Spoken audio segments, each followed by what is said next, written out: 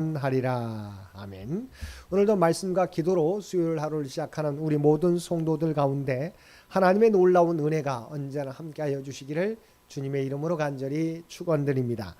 오늘 통독할 말씀은 디모데전서 4장에서 6장까지 말씀입니다. 4장 1절에서 5절까지 말씀은 배교자들에 관한 예언 및 거짓 교훈에 대한 경계와 논박을 보도하고 있습니다. 본문의 내용상으로 볼 때 1장 3절에서 11절에 기록된 것과 대칭을 이룹니다.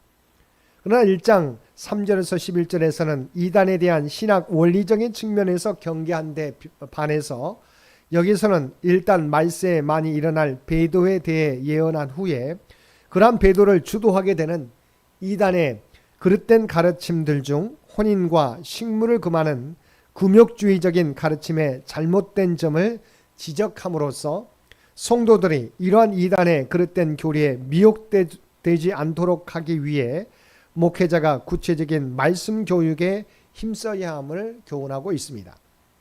6절에서 16절까지 말씀에서는 목회자가 참 교사로서 힘써야 할 일들에 관한 권면을 보도하고 있습니다. 바울이 목회자인 디모데에게 참 교사로서 힘써야 할 일로 권면하는 것은 크게 네 가지로 구분됩니다. 첫째는 바른 진리로 다른 사람 및 자신을 양육하라는 것입니다. 둘째는 망령되고 허탄한 신화를 버리고 경건에 이르도록 연단하라는 것입니다. 셋째는 가르치는 자로서 신앙과 행실에서 성도들의 본이 되라는 것입니다. 넷째는 은사를 잘 활용하여 가르치는 직분에 전심전력하라는 것입니다. 그리고 구체적으로 7절을 보면 오직 경건에 이르기를 연습하라고 하였습니다. 여기서 연습하다라고 하는 말은 일종의 체육 언어로 운동선수가 경기에 출전하기에 앞서서 옷을 벗고 훈련을 하는 것을 의미합니다. 오늘날 체육관을 의미하는 영어 단어 김나지움도 바로 이 단어에서 유래되었습니다. 즉 사도 바울은 당시 헬라 로마 사회에서 유행하던 체육 경기에 비유하여 경건을 연습하는 일종의 영적 훈련을 강조한 것입니다. 왜냐하면 참된 경건이란 하루아침에 이루어지는 것이 아니라 지속적인 훈련을 통해서만 얻을 수 있기 때문입니다. 또한 사도 바울은 이러한 어려운 상황 속에 있는 디모데에게 지도자로서의 권위를 갖추기 위해서 어떻게 하라고 말씀하고 있습니까?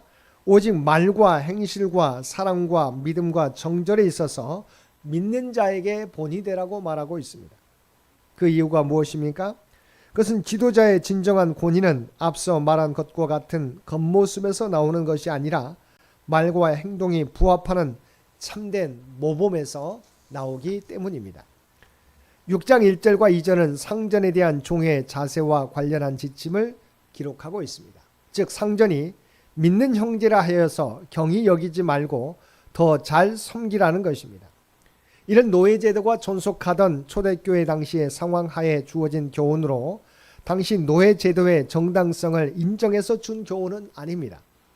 다만 성도는 천국 시민권을 소유한 자로서 시대가 바뀌면 변할 수밖에 없으며 불완전한 인간이 만든 이 세상의 체제나 제도에 얽매이지 말고 어떤 상황에 처해 있든지 간에 또 현재 자신이 맡은 직무와 신분이 무엇이든지 간에 그 일에 최선을 다함으로써 궁극적으로 그리스도의 향기를 나타내야 한다는 의미에서 준 교훈입니다. 3절에서 10절까지 말씀에서는 부패한 거짓 교사들의 실상을 폭로하고 무력에 대해 경계하는 권면 내용을 전하고 있습니다. 먼저 바울은 부패한 거짓 교사들의 실상을 폭로하고 있습니다. 즉 그리스도의 말씀을 쫓지 않은 거짓 교사들은 교만하여 진리에 대해서 아는 것이 없고 변론과 언쟁만을 좋아할 뿐만 아니라 결국 그러한 자들로부터 투기와 분쟁과 회방과 악한 생각이 나온다는 것입니다. 또한 이처럼 마음이 부패하고 진리를 잃어버려서 경건을 이익의 수단으로만 여기는 자들 사이에는 다툼이 있을 뿐이라는 것입니다. 이래서 바울이 이를 말하는 것은 디모데로 하여금 거짓 교훈을 멀리하고 경건을 이익의 수단으로 삼는 일을 경계하도록 하기 위함입니다. 다음으로 바울은 물질에 대해 자족하는 마음을 가질 것을 권면하고 부하려 하는 자들은 시험과 올무와 갖가지 해로운 정욕에 빠져서 결국 파멸에 이르게 됨을 경고함으로써 종교 지도자들이 무력에 빠지는 것을 경계하고 있습니다. 11절에서 16절까지 말씀에서는 디모데를 향한 개인적 신앙의 명령들과 더불어서 하나님께 대한 송영을 보도하고 있습니다.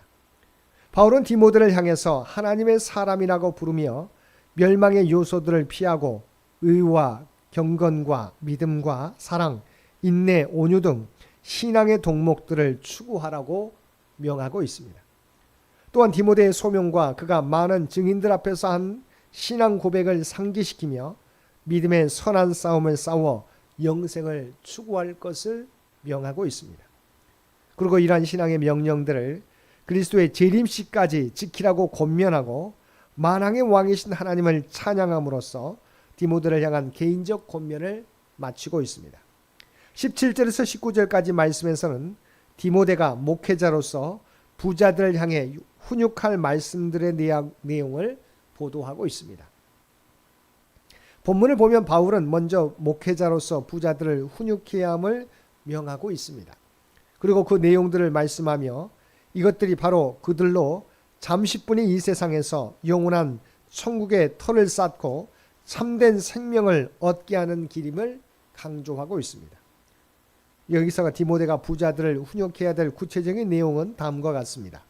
먼저 교만하지 말고 변하는 재물에 소망을 두게 하지 말 것과 하나님께 소망을 두게 할 것, 그리고 선한 일을 행하고 선한 사명에 힘쓰게 할 것과 나눠주기를 좋아하며 동정하는 자가 되게 할 것 등입니다.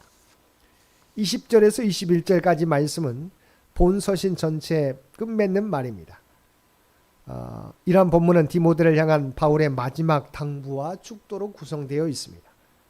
그래서 바울의 마지막 당부란 두 가지인데, 첫째는 지금까지 자신이 준 권면을 잘 지키라는 것이며, 둘째는 거짓된 지식으로 인한 공허한 말과 변론을 피하라는 것입니다. 사랑하는 성도 여러분, 디모데 전서는 교회 리더로서의 디모데에게 어떻게 행해야 할지를 권면하는 목회 서신입니다. 지도자의 진정한 권위는 그 사람의 지위나 겉모습에서 나오는 것이 아니라 말과 행동이 부합하는 참된 모범에서 나옵니다. 오늘도 우리가 발을 딛고 살아가는 삶의 현장에서 우리의 말과 행동이 일치하는 삶을 살아가는, 그리하여서 그리스도의 선한 영향력을 나타내며 살아가는 저와 여러분 모두가 되시기를 주님의 이름으로 간절히 축원드립니다. 함께 기도드리겠습니다. 사랑하는 충만하신 아버지 하나님, 우리가 주님의 백성들로서 이 땅에서 선한 영향력을 나타내며 살아가게 하여 주옵소서.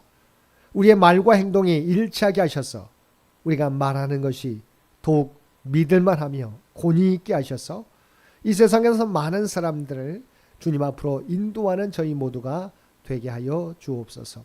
오늘도 이 나라와 이 민족을 기억하여 주시고 오직 하나님의 뜻과 계획 가운데서 인도하여 주시기를 원합니다. 100주년을 준비하며 나아가는 창현재단을 기억하여 주시고 하나님의 계획하신 모든 것들을 하나하나 성취해 갈 수 있는 창현재단과 주의 백성 모두 되게 하여 주옵소서.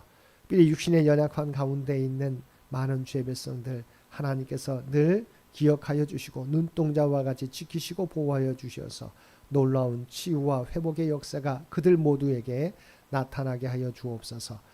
또한 사랑하는 믿음의 자녀들, 이 어두워져가는 세상 가운데 생명의 복음, 생명의 믿음을 잃어버리지 않게 하여 주옵소서.